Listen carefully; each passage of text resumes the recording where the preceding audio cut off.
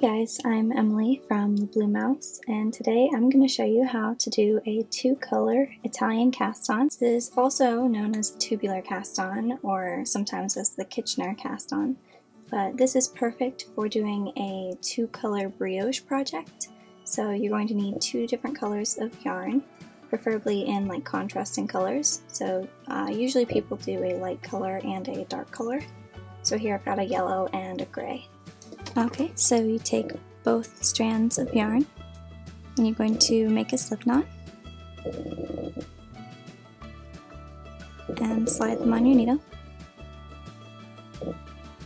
So I put the light in the back and the dark in the front, and you're going to hold it like you would for a long tail cast on. So you just pinch it with your last few fingers and then split the yarn like that so that the light is in the back and the dark is in the front, being held by your thumb. So you're going to start out with a light stitch. So we're going to take your needle to the front and go underneath that dark strand, and then you're going to go over the light strand and grab it and pull it underneath that dark strand. Then you're going to go all the way to the back, underneath both strands, then go underneath the light strand, and you've added your dark color. And you're just going to repeat that. So you go underneath your dark strand, over the light strand, and pull it underneath, looping it.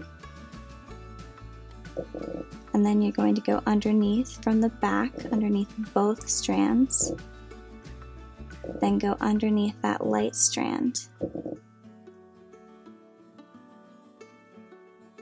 Once more, going to go underneath that dark strand, over the light strand, and pull underneath that dark strand again. Then you're going to go from the back, you're going to go underneath both strands, go underneath that light strand and reposition.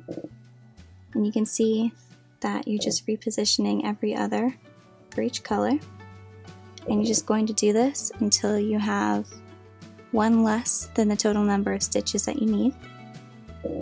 So again, I'm going to go underneath that dark, over the light, and bring it underneath the dark. Then I'm going to go around from the back and go underneath both strands, go underneath that light strand and pull it up. Go underneath that dark strand, over the light strand, and pull it underneath your dark strand. Then you're going to go around the back and underneath both strands, underneath the light strand. And we'll do it once more before we finish. So go underneath that dark strand, over the light strand, and pull it underneath the dark. And then we're going to go from the back, underneath both strands, go underneath that light strand. Alright, once I have one less than the total number of stitches that I need, I'm going to finish off by casting on just one in the light color. But if I were to let go of both strands right now, it would just start to unravel what you've just done.